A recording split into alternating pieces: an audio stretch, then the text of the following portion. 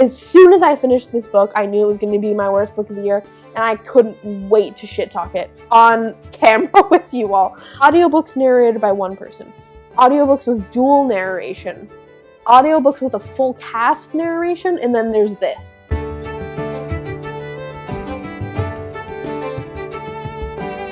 Hello there, friends, and welcome back to Books and Tea Time. Today is my favorite video to do every single year. It's coming to you a little bit late, but today we are doing my best and worst books of 2024. I'm so excited to get into the content of today's video and to finally be filming this. I had planned to get this video out at the end of the year, as is timely, but I got super sick. You can kind of still hear I'm a little congested, and I'm probably going to have to edit out a lot of coughing. 2025 has begun, so we gotta move on. We gotta move along here, but not until we acknowledge the best and worst books of the year. I'm so excited to do this video. Just a real quick rundown of what we're going to go over in this video. We're going to go over the worst books first, because I like to get the trash out of the way. Last year, and in years past, I've had 5 worst books,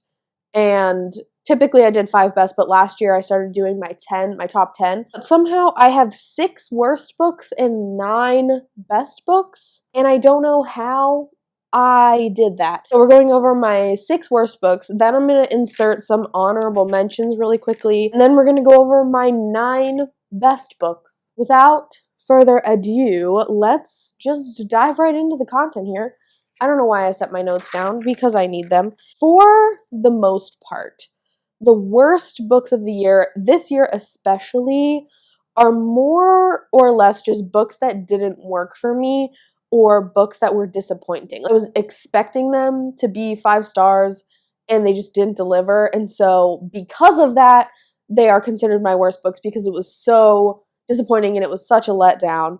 But that doesn't necessarily mean that the books themselves are bad. There is one book, however, which is my #1 worst book of the year, that is just straight up bad. Let's get into number 6. We're going to go in ascending order. So we're going to start with the least bad and make our way up to the worst. Coming in at number 6, we have Notes from the Underground by Fyodor Dostoevsky. I'm not going to spend a whole lot of time on this because basically I think the main issue that I have here is I have no knowledge of Russian history, culture, of any time period, and I want to read more Russian literature and Russian classics because I have such a gap in that, but I just felt like I didn't understand any of the cultural context when I was reading this. Like, when I read Jane Austen, I understand because of, like, the classes that I took in college, and also just, like, things that you learn in, you know, the American education system growing up. So when I'm reading Jane Austen, like, I understand the cultural critiques and the satire of her work because I know about the culture in which like the time period in which she's writing. But because I have absolutely no frame of reference, I just feel like everything in this went over my head, and I wanted to really like it. And the beginning, like the first part, I actually didn't dislike that much, but like then it really like just goes off the rails, and it's just like it was one of those books that I finished and I was like, did I even actually just read this book? I'm not saying this book is bad or that Dostoevsky's not good. I'm saying I don't know how to break this chicken or the egg cycle where I don't know anything about Russian history and I haven't read any Russian literature or enjoyed any Russian literature. Do I have to just teach myself about, do I have to read nonfiction? I don't know. I'm just gonna move right along. Next, my 5th worst book of the year is The Atlas Complex by Olivia Blake. It's the 3rd book and the final installment in the Atlas series. And you'll notice, if you watched my tier ranking every book that I read this year, I just posted a video where I tier ranked every book except for my best and worst. So every book that I'm not going to talk about today, I ranked in that video. And you'll notice that the Atlas 6, the first book in the series, is on my top tier in my tier ranking. And you'll also notice, spoiler alert, that later in this video, the 2nd book in the series made it into my top 9, my top 10, whatever. So it's very, very, very sad and disheartening that the third and final installment made my worst books of the year. The main critique, I mean, it's the third book in the series, so I can't really tell you a lot of stuff. But the main issues that I have with it is I feel like everything as far as the character development, like the character development in the first 2 books is absolutely impeccable. It's amazing. And then I feel like so many different characters in the third book do so many things that are out of character, suddenly out of character. It's not like they are really evolving. It's just like it feels so different reading this book. It feels like a completely different book, a completely different series. And also just like some of the plot and the pacing, big reveal, this big moment just kind of happens very suddenly, but I feel like it was kind of for nothing and then brushed away. And then there's like 100 to 200 pages left after that. And I was really disappointed with the ending. I feel like it should have either been a duology or a quartet. There either needed to be a little bit less, but like very refined first 2 books, and that was it, or it needed to be longer as a series so that more things could happen. So ultimately, it was really, really sad because the first 2 books were incredible, 5 stars, and then this one was like, I mean, I didn't give it a horrible rating. I think I gave it like a 3.75, but that is generous, to be honest with you. A punch to the gut when you love a series so much and it doesn't stick the landing. The 4th book on my worst books of the year, Hera by Jennifer Saint. And I have been on a journey with Jennifer Saint for a while. I read her debut, Ariadne, and I liked it. Ending was the best part to me. It was it was a good ending. So I gave it, I think, a 4-star when it probably was more like a 3.5. Electra, couldn't stand it. I think it was on my worst books of 2022. Then Atalanta came out last year, and I enjoyed Atalanta a lot. I think that one's probably my favorite that she's written. And then this year, Hera came out. I love Hera as a character, a deity figure in literature, in mythology, and I think there was so much potential to explore the inner workings of her mind. And I think in some ways, Jennifer Saint was successful in that. I think the issue that I have with Jennifer Saint, because I had the same issue with Electra, there's this trend, which we probably are all aware of if you read a lot of books. There's a trend of retelling folklore, fairy tale, mythological stories that are traditionally told in the perspective of male characters. They're flipping that on their head and retelling it from the perspective of female characters in the works. In particular, with Electra and Hera, it just feels like too much of the book is the female main characters thinking about and internally having monologues about the men in their lives, to the point that it kind of just becomes another story about these men. Electra is all about Agamemnon and how he's a piece of shit. I think this is the challenge with writing a story about Hera in particular, is it's very, very hard to write a book about Hera that is nuanced in the way that it portrays her as a character, as just more than simply a jealous, vindictive wife. But it's also very, very hard to write a book that doesn't center around Zeus, how terrible he is and the things that he does to her. And I just feel like this didn't deliver in that regard, and it really, really missed the mark on that for me. I want to acknowledge that, like, it is really hard. I don't know how she could have done it differently, but I just know that, like, I had the feeling when I was reading it that it wasn't going quite as far as it could have, and it wasn't delivering anything super fresh and new. So for those reasons, it made it onto the disappointing books of the year. All right, number 3, we have another final book in a series, which I didn't even realize this, but it's just apparently a trend that we have, and that is House of Flame and Shadow by Sarah J. Maas. I don't want to spend a lot of time here because I feel like, by and large, what I've heard from people that I know that read the books and people online that I've seen is that everybody was kind of like underwhelmed to a certain extent by this final installment. I really just feel like, too long. I mean, that's just another thing that is becoming a trend with her.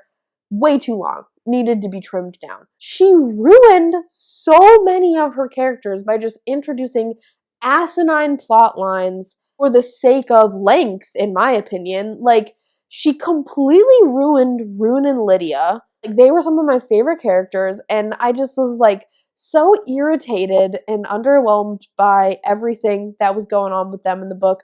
Bryce became pretty insufferable, and I already didn't super love her. Don't care about her and Hunt at all. Really, really long. It was kind of a drag, like forcing myself to finish it. There were some parts that are cool. I mean, of course, you know, there's the whole crossover moment where Nesta and Asriel come over, and like it was cool, but like it was kind of just for the sake of being able to say she did it, you know? It's very, very mid, in my opinion. Okay, now, number 2.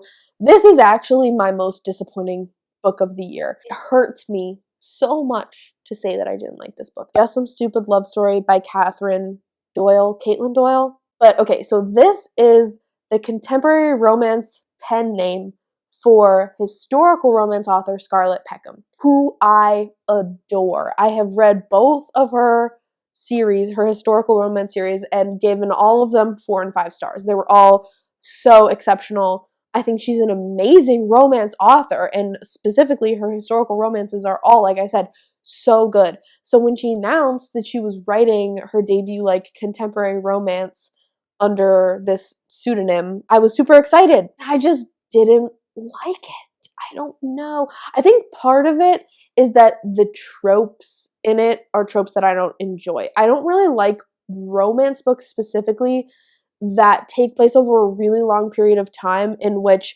like the characters will go months and sometimes years without seeing each other, and they just keep like, you just see these snippets of time in their lives where they run into each other. I feel like I don't get to connect with the characters when authors do that, especially in a romance, and I don't get to like feel any personal attachment to them. So for that reason, I thought both of the characters were just fine. I thought the female main character was kind of annoying. It wasn't horrible. Like, it was like a fine romance, I guess. Because I know that Scarlett Peckham, Caitlin Doyle, as an author, can write such amazing romances, I was really surprised. And I am like crossing my fingers and hoping that it was just that this book and these tropes weren't working for me. And we're going to find out next year, because she's writing another contemporary romance. If you like historical romance, read all of Scarlett Peckham's stuff, because it's all so good. But that being said, my coworker that also has read some of Scarlett Peckham's stuff, she and I were both really excited for the release, and she read it and really liked it. And I gave my copy to her because I pre-ordered it. I pre-ordered this book. I was so excited to read it. And then I was just like, ooh, I didn't really like it. So I ended up giving it to her so that it could have a home in loving arms. Okay, last and least, we have the actually only book that I will definitively tell you is bad, 1 star. And that is 3 Dirty Secrets by Nikki Sloan. So this is, I think, the 4th book in a series or 5th book in a series. I read the first one and I liked it. I read the second one and I thought it was a lot better. The third one, absolute 5 stars, impeccable, thought it was amazing. I mean, these are just like smutty little romance books. Like, it's not good writing, but that's not what I'm expecting. It's just a silly, smutty little time. I had to read 3 books set in the same city for a reading challenge that I did, and so I just wanted to read. I had read book 1 like months ago, and so I was reading books 2, 3, and 4 because they're all set in Chicago. Like I said, 2 was okay, 3 was great. So then I'm coming into book 4, which is 3 Dirty Secrets, and I'm expecting the stakes to be even better, that this book is going to be even better because they keep getting better and better. First of all, if I'm remembering correctly, all of the first 3 books in this series are dual POV. Then randomly this one's single POV, and it's just the female main character's POV. Why? That is the dumbest choice. If you're going to set the precedent, why in God's name in the middle of the series would you change it? I really didn't understand that choice. But ultimately, the absolute worst thing about this book, and the thing that makes me kind of dislike and distrust Nikki Sloan as an author now, is the pet name that this man chooses for this woman in this book is a joke about essay about sexual assault. And let me be clear, these books were written in the 20 teens, okay? There is no excuse, not that there ever is an excuse for this kind of shit, but like, it's not like, oh, this book was written in 2000 and they made an offhand joke about essay, whatever. first of all, it happens so many times. Like, this is his nickname for her. Every chapter. You make the mistake once, everybody can redeem themselves, right? The repetitiveness of it, I'm like, you have to know, A, that it's wrong, and B, that it's just gross and stupid. Like, it's just, for what purpose? It's not even like it was developing the plot in any way. It's not like it was demonstrating, like, oh, this is a bad character, and so, like, I'm gonna be lazy, and instead of developing them as a bad character, I'm just gonna make them, make jokes about SA. Like, no, this is the male love interest. We're supposed to think it's funny and, like, quirky and cute. Also, the female main character was just so, like, I'm not like other girls. I'm undercover for the FBI, and, like, all these, like, sluts at this club just, like, sleeping with men. Like, I won't do that. But I'm like, bitch, you end up sleeping with them anyway. Like, oh. As soon as I finished this book, I knew it was going to be my worst book of the year, and I couldn't wait to shit talk it on camera with you all. Like, it is very rare that a book makes me this angry that I want to shit talk it, but, like, Nikki Sloan, you gotta do better. You gotta do better. Okay, now that we've gotten the trash out of the way, we can move on to the glory, the best of the best, the top 9, for some reason, books of the year. But before we get into the top 9, I'm going to give you my 10 honorable mentions. Like I said, if you've seen my tier ranking video, I talk in more detail about all of these books and the reasons why I liked them. They're all in my top category, my top tier, which is basically, like, I called that tier my honorable mentions tier. So it's all the books that I read this year that I gave 4.5 stars and above. So all of these books got a 4, 4.5, or a 5 star, and are books that I really, really, really recommend, but for the sake of time, I'm not going to be able to talk about all of them. So I just wanted to give a shout out to them because these all are great books. Many of them are by authors for me that I absolutely love.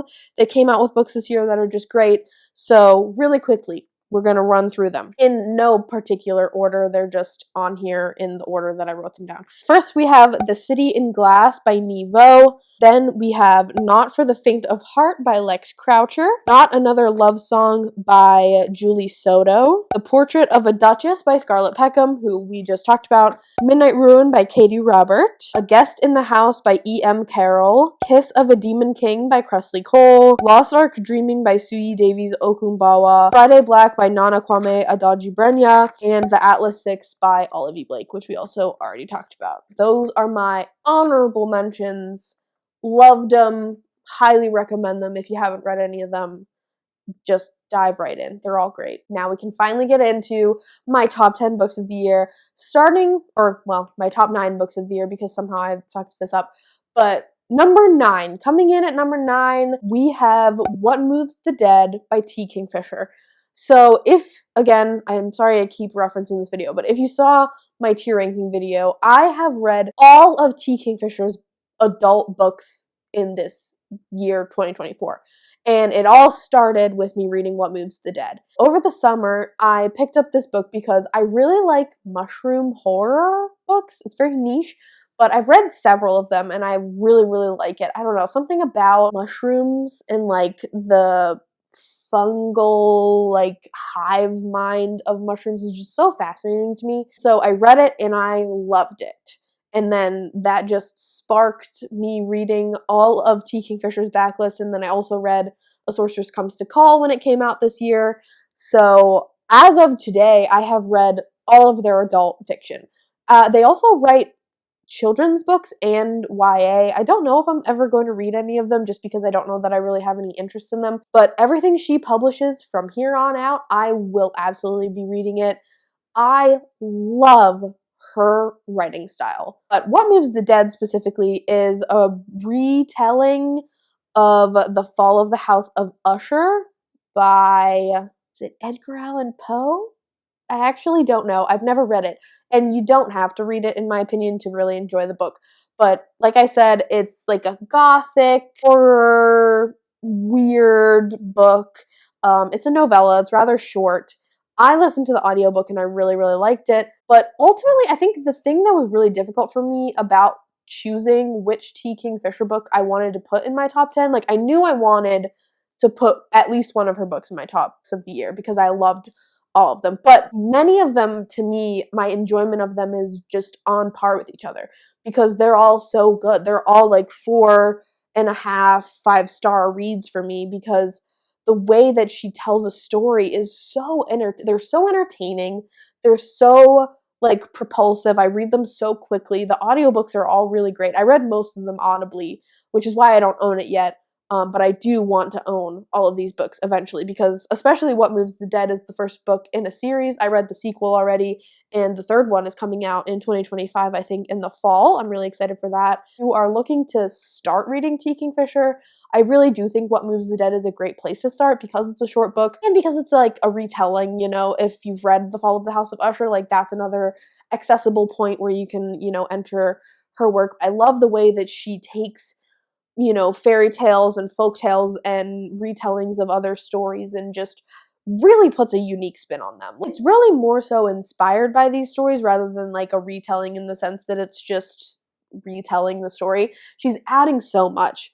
And it's just so enjoyable. I don't know. I had heard so many people talking about T. Kingfisher's work, and like in the back of my mind I was like, oh yeah, I should get around to that at some point. But as soon as I had read the first one, I breezed through all of them. All right, moving on up to number 8. We have one that is super, super near and dear to my heart, and that is Drumendor by Michael J. Sullivan. This is a surprise 5th installment in the Ryrare Chronicles by Michael J. Sullivan. These are the first 4 books right here. The 5th one first came out as an audio. I think it came out in December in paperback, and I just haven't picked it up yet. But it came out, I think, in November as an audio, and I listened to it right away and just absolutely loved it. It was so, so nice to be back with Hadrian and Royce. They're some of my favorite characters that I've ever read in my whole life. One of my cats is named after a character in the trilogy, Arista. It's a fun time. It's a wonderful fantasy world. It was so nice to be back with these characters and to see them do more of their shenanigans and their hijinks. It's just like, it's a feel-good read for me, even though it's like a fantasy that has, you know, high stakes and emotional things going on. It's just like, it's always a feel-good book when I'm reading one of these books, and it really, really made me want to reread the trilogy.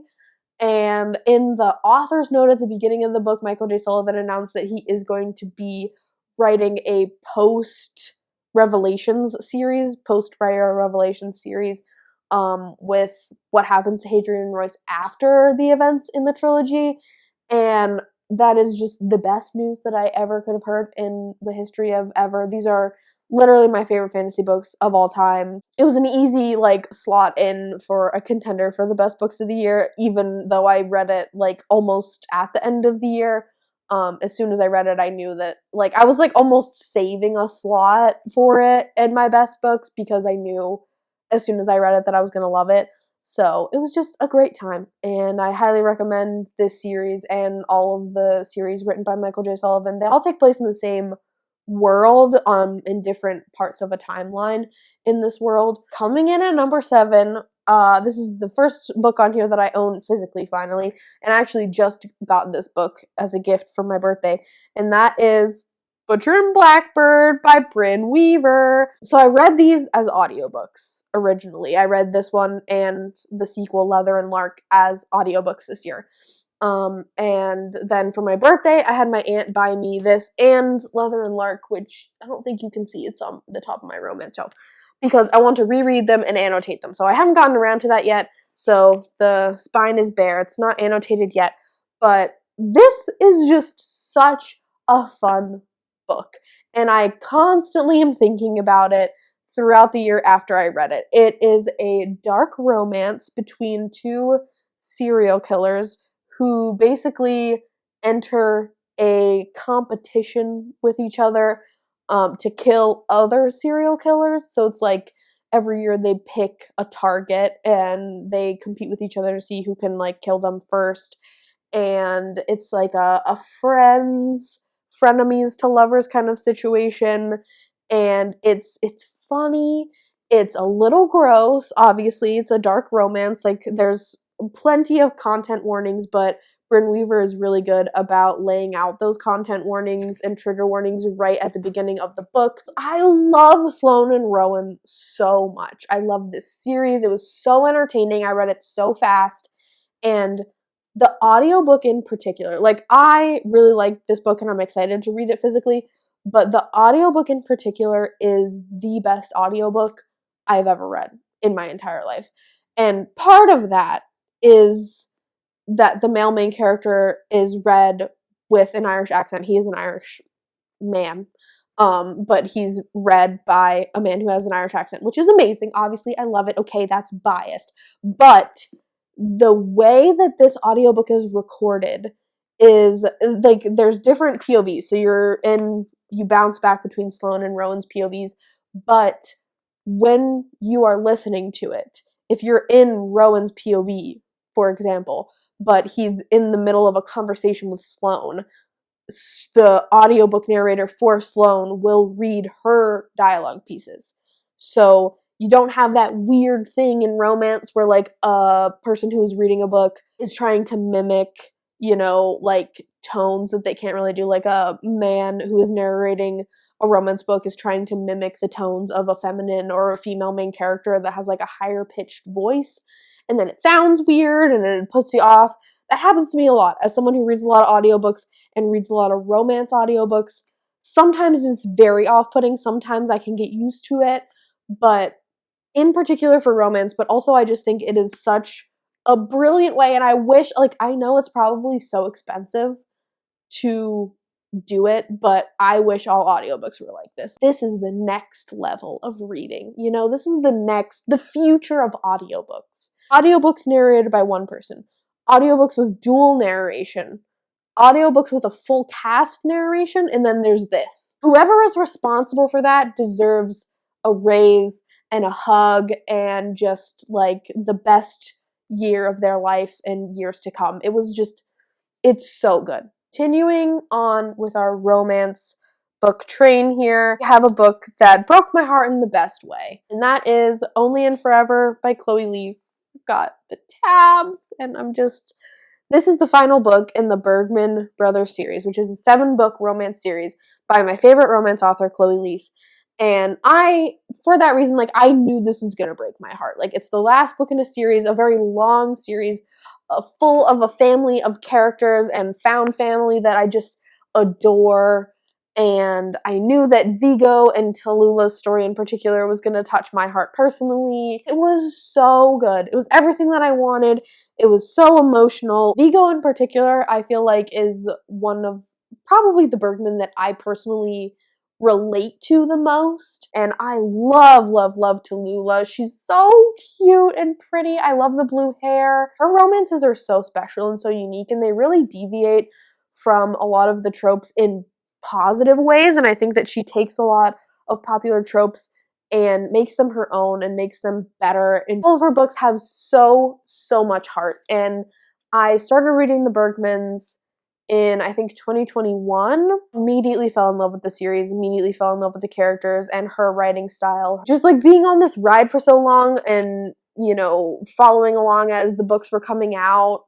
I think when I started reading the series, the 4th one had just come out, so I got to experience the 5th one and the 6th one and now the 7th one coming out, and just going to the releases for the books. It's been such an emotional journey, and I'm like, I'll always have the books to reread. I'll always have the Bergmans in my heart, but this is an adorable little grumpy sunshine romance. Vigo is a romance reader and a romance lover and enjoyer, a jack of all trades. They end up living together. I forget the specifics of the arrangement, but she is a thriller author and has some issues of writer's block because her newest thriller has a romantic subplot, and so she's having problems writing it. So, like, they move in together and become roommates, and then, like, in exchange for her helping him with certain things, like, he's gonna help her develop the romance subplot in her book. And it's just, like, the forced proximity like, ooh, I'm developing feelings for you and I don't know what to do about it, like everything that you want, and it's so sweet and darling. If you're a romance reader, you have to read the Bergman Brothers series. It's so good. It's everything you want, I promise you. Phenomenal final installment. Okay, coming in at number 5, we have Atlas Paradox, which I spoiled for you already. Phenomenal. The character work, there's 6 main characters, obviously, the Atlas 6 in these books, and the character work is so good. Like, there's characters that you love and are immediately attached to, and then there's some characters that you like love to hate, but then you sort of learn to love even though you kind of still hate them. And just like the toxic, crazy, complex relationships between all these people, and there's like the magic academia setting where, you know, they're part of this secret magic society, and they're, you know, kind of part of this post-graduate level program for magic people. This second installment was incredible. The whole book is so good. The climax at the end, the cliffhanger in particular, is just like, my jaw was on the floor. And I was reading this series because one of my coworkers had recommended it to me, and the whole time while I was listening to the first 2, I kept having to pause to run up to them and like talk about it. It'd be like, this just happened, and they would be like, oh my god, and I would be like, this just happened, and it was just over and over again. That was a very enjoyable experience, obviously, to kind of like be buddy reading it alongside a coworker and to be able to talk about it. I always enjoy books more when I can talk about them. Even though I don't love the ending, and even though I think that the 3rd book falls flat, I do still think the series is worth reading because of how good the first 2 books are. I just think it's worth it, to be honest with you. Again, full cast narration on the audiobooks, and all of the voices, all of the perspectives are 10 out of 10, phenomenal. Loved listening to the audiobooks. Okay, we're back on our romance grind here. The 4th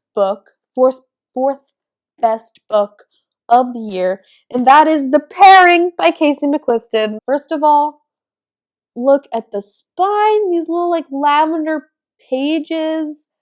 Like, this book is so cute. I also got to meet Casey McQuiston, and this book is signed because I went to one of the stops on their tour that they did for the book, and it's just, I loved it, okay? This is about 2 exes who end up accidentally on the same food and wine tour of Europe together. And they have to sort of deal with seeing each other again when they haven't seen each other since they broke up, and deal with the fact that they're like in very close quarters, close proximity for the next however many weeks while they're on this food and wine tour in Europe. And they end up deciding that to prove that they are over each other, they're going to kind of have a sort of like sleeping around Europe contest with each other and see who can sleep with the most people at all of their stops on this food and wine tour. And it's a sensual, beautiful time. Casey McQuiston does a wonderful job of describing the landscape and the food and the wine and just everything, really immersing you in all of these places. I mean, I've never been to any of these places because I've never been to Europe, but I felt like I was somewhere other than where I was, okay? Sometimes the descriptions did get to be very long. That's like my one critique of the book, to be honest with you, is just like, because I have never been there, I'm just like, okay, yeah, it's really pretty. It smells great. The food's good. I get it. Can we get back to the kissing and the smooching and the big feelings? But it's such a good book. The characters individually are both, you know, on their own journeys of growing and as people now that they're separate, but it's been such a long period of time and they're coming back together, and just like seeing them acknowledging the growth in each other over this time period and like sort of falling back in love. Maybe, you know, they never fell out of love kind of thing. And it's so steamy. If you've read Red, White, and Royal Blue and One Last Stop, this one is definitely the smuttiest little time compared to those 2 books. But Red, White, and Royal Blue is one of my favorite romances of all time. She's right up here. Love her so much. I liked One Last Stop. I didn't super love it, but this one, This is the first Casey McQuiston that I have read since Red, White, and Royal Blue that I think gave it a run for its money a little bit. Kit and Theo are just, they have such life and personality, and I feel like I really just, they endeared themselves to me so quickly. And this isn't really a spoiler, so I'm going to tell you because, in my opinion, it makes the book better. But the first half of the book is from Theo's perspective, and the second half of the book, like halfway through, you switch POVs into Kit's perspective. Like I said, as a fan of dual POV romance, I really, really enjoyed that. And like, for the longest time, I was like kind of waiting for a new POV to be introduced, and then I had accepted that this book was single POV. And then all of a sudden we're in Kit's perspective, and it was such a happy little surprise. So I'm sorry if I spoiled that little surprise for you, but I really do think that it makes this book so much better. The feelings are just like all like tied up, and like you get the butterflies in your gut when they're interacting, and like you know that they still have feelings for each other, but they're both trying to like prove that they've, you know, grown so much and come such a long way, and they don't like need each other anymore, quote unquote. But like, it's such a sweet, romantic, silly little time, and it's such a little romp. You'll feel like you're on vacation reading it, let me tell you. Every stop on their little food and wine tour has like a cover page that tells you where the chapter takes place, and also says like what it pairs well with. You can just tell that this book was well researched, and it's so well written, and that Casey McQuiston put their heart and soul into it. I loved it. And it was a release that I was so excited for, that delivered, and in every way, I just loved it so much. We are at the top three books of 2024, y'all. Oh my gosh, this is so exciting. Coming in at number 3, we have Bride by Ali Hazelwood. This is the last romance on the list, and oh boy, let me tell you, this came out in February, and I have not stopped thinking about it since. Ali Hazelwood knocked it out of the park with this one, in my opinion. I know that not everybody liked this one. It's not everybody's cup of tea, and you know what? I get it. I understand it. It's very different from her other stuff, or it's not very different, but it's different from her other stuff in the sense that typically she's writing contemporary romances set in like academia or what have you. I was just picking off the stupid little sticker that I didn't want on there anymore. And this is a urban fantasy romance, paranormal romance, like an urban paranormal romance situation. And it's a romance between a vampire and a werewolf. And I know what you're thinking. You're thinking Twilight. No. Get that out of your head. Twilight wishes that it could touch the feet of Bride, okay? So it's an arranged marriage between the daughter of a very powerful vampire in this urban paranormal fantasy type world and the alpha of this werewolf pack. And vampires and werewolves are very much like, there's a lot of tension. They're kind of at war, I guess. I don't know if war is the right word, but there's a lot of tension. They don't like each other. There's a lot of bad blood and history. It is the best time ever. I loved it so much. There's so many scenes in this book that live in my head rent-free. Their romance is so good. It's so spicy.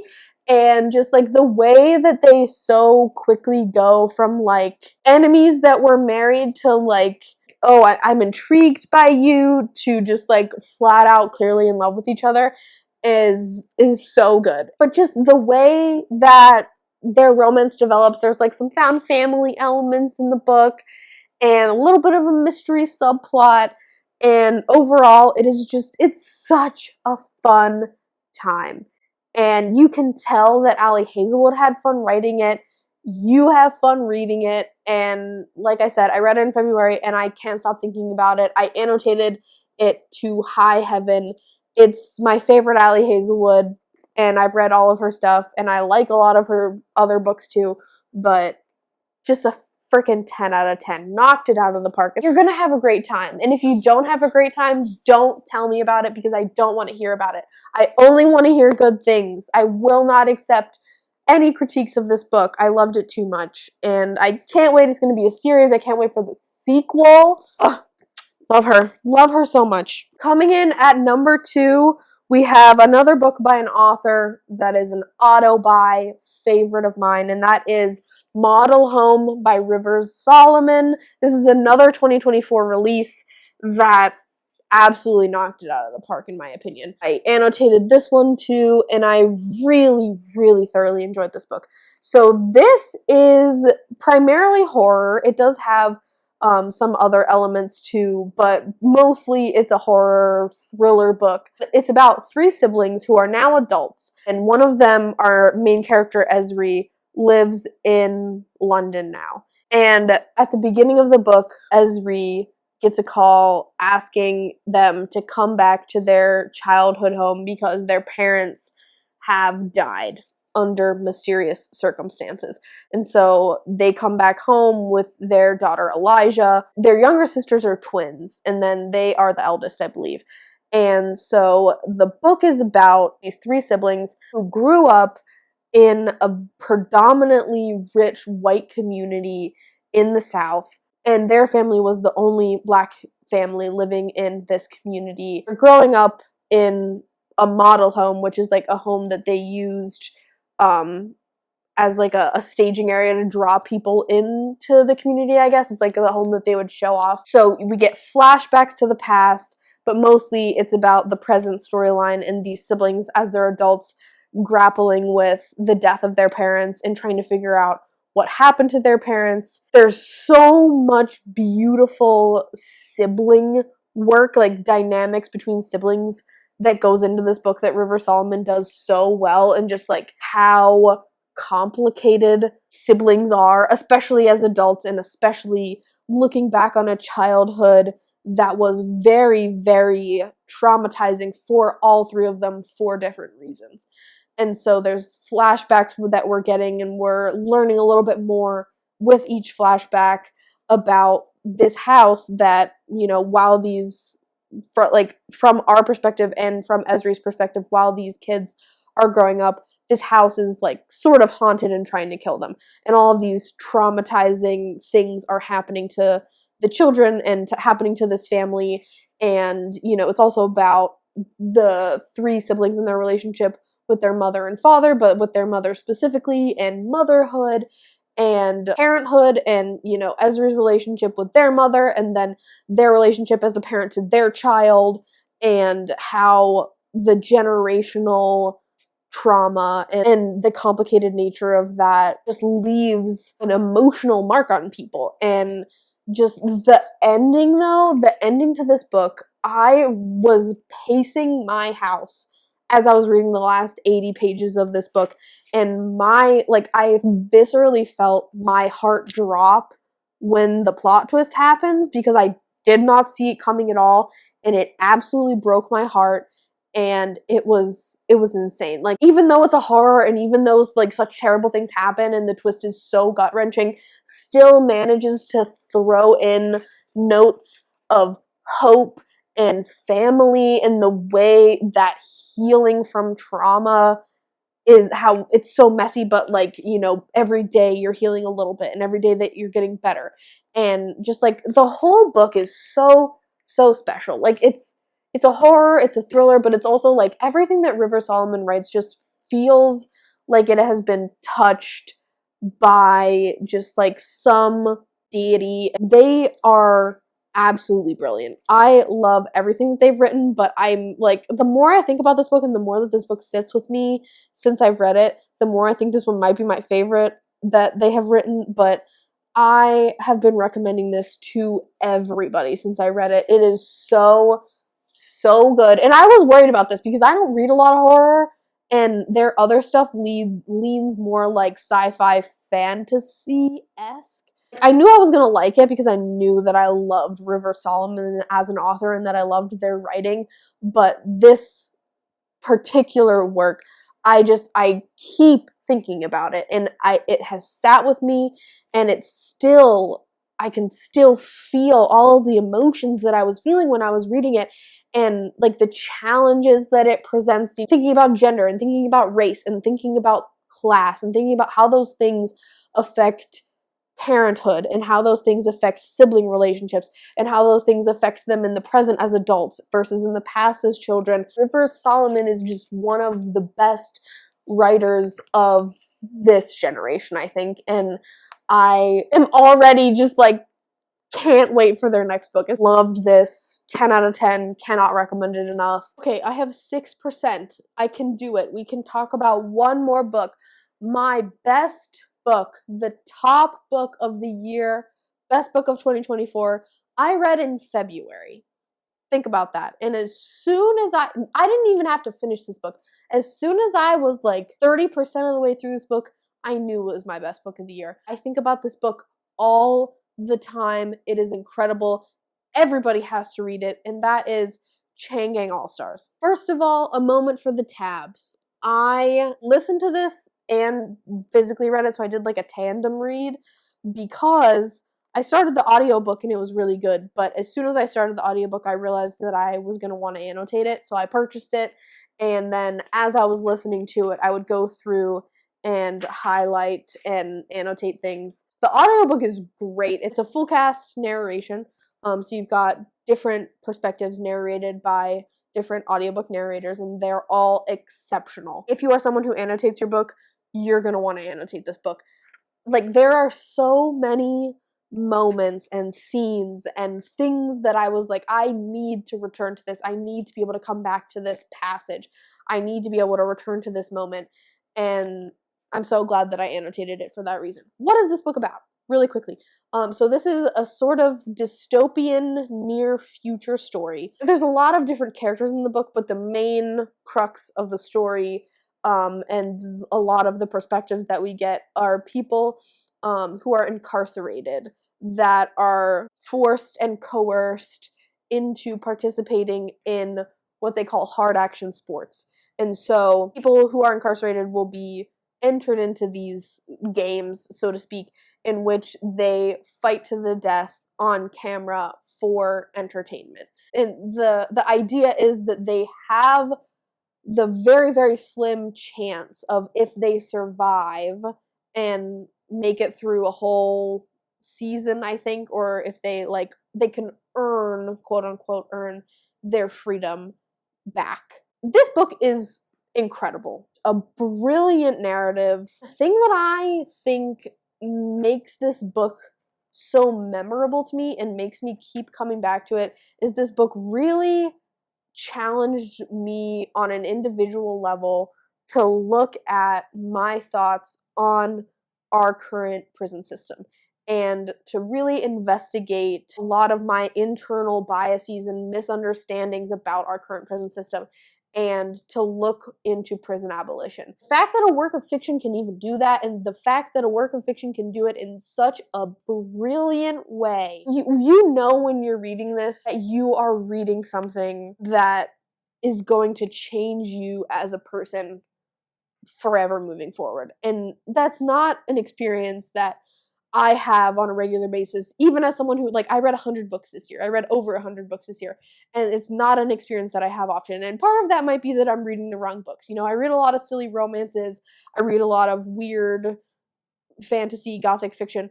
And not to say that those books aren't valuable, and not to say that this book doesn't have entertainment value as a book, right? It does. Absolutely. And the writing is amazing, and, you can tell that the author is so skilled at their craft. But especially what raises it an even level above every other book that I read this year and every other book that I've read in several years past is just, like I said, it presented me, and not even just in a preachy way or in a nonfiction way where it's just giving you facts.